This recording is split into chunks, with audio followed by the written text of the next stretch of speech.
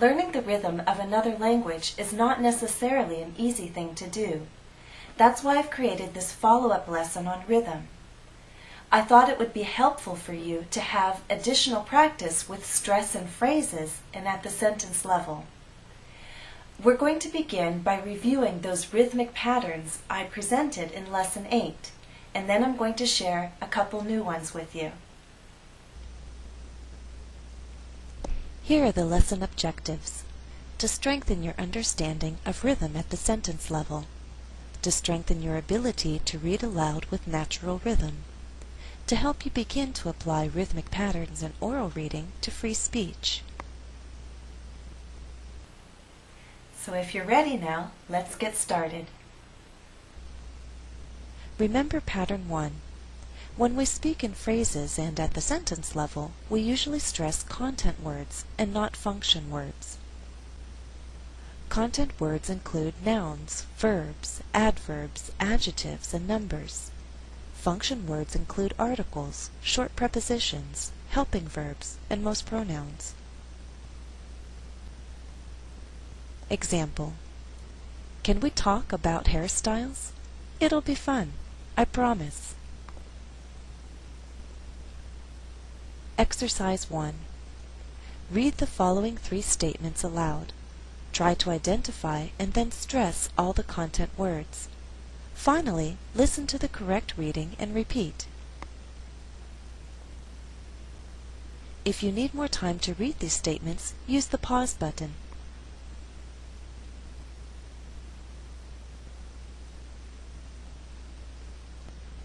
Now listen and repeat. 1.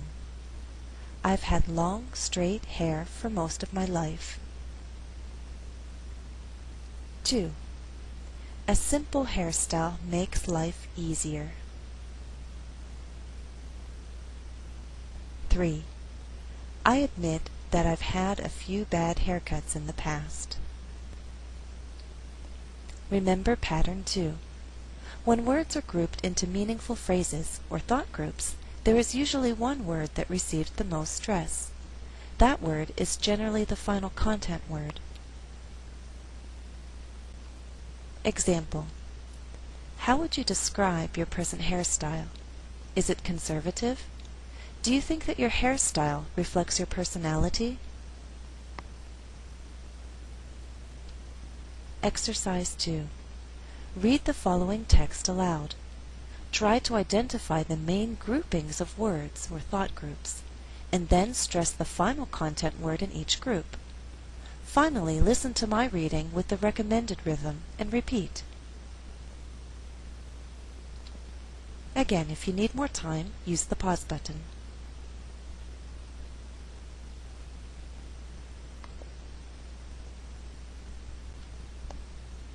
Now listen and repeat. This is embarrassing. I admit the hairstyle was bad. Around 12 or 13, I cut my hair short. I don't know why. Let me make a quick note here about numbers. Numbers like 13, 14, 15, and so on have shifting stress, meaning it can be on the first or second syllable. Now when we count, the stress is on the first syllable. For example, 10, 11, 12, 13. In my text here, 13 is part of a phrase, and it's the last word in a phrase. It's the last word before a pause. In this case, we shift the stress to the second syllable. If 13 is not the last word in a phrase, then we tend to shift the stress back to the first syllable. So if I said I was 13 years old, stress is on the first syllable, 13 years old. Understand? Let's go on. Read Part B aloud as you think it should be read.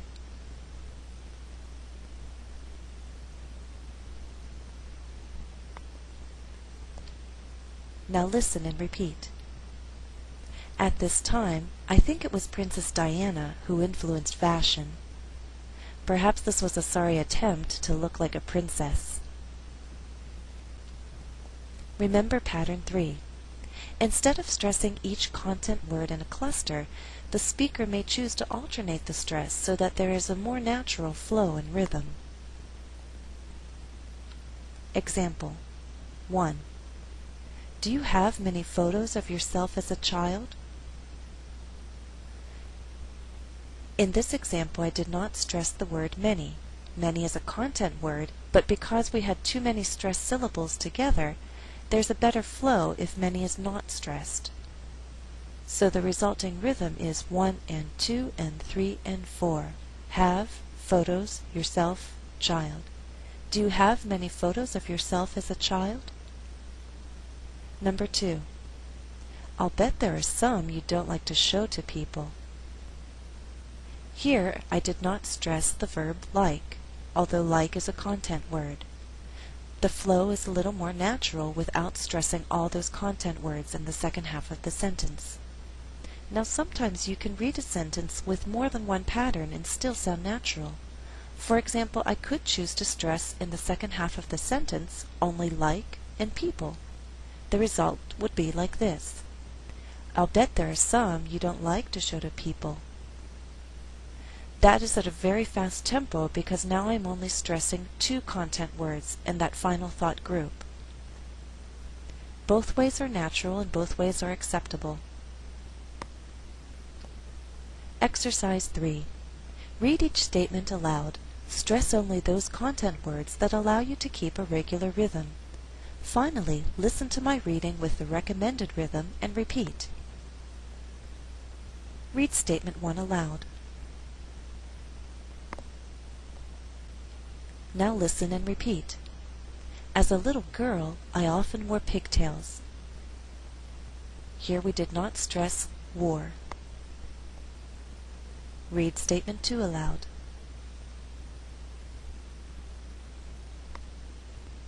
Now listen and repeat. Around age 8 or 9, my hair looked rather wild. An alternative reading would stress only hair and wild in the second half of the sentence. The sentence would then have to be read at a faster tempo. Listen to the result. Around age 8 or 9, my hair looked rather wild. Both ways are acceptable, both ways are natural. Read statement 3 aloud. Now listen and repeat. When Jennifer was 15, curly hair was in. Here we did not stress hair. Here 15 is at the end of a phrase, so the second syllable is stressed. Also here, in is not a preposition, it's not a function word, it's an adverb, it's part of a phrasal verb, be in. So we're going to stress it because in is at the end of the sentence. It's at the end of a thought group. Remember pattern 4. Native speakers break normal rhythmic patterns when it's necessary to emphasize certain words. Doing so can contrast 2 ideas or clarify a misunderstanding. Example. Some people take a short amount of time to style their hair. Others take a long time. Here, the stressed words create a contrast. Exercise 4. Read each statement aloud. Try to stress those content words that either contrast 2 ideas or clarify a misunderstanding. Finally, listen to my reading with the recommended rhythm. 1. Read the statement aloud.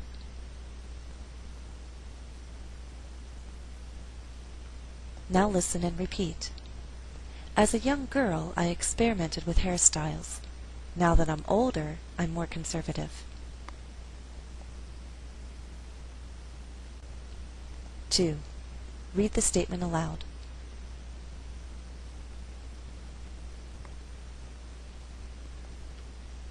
Now listen and repeat.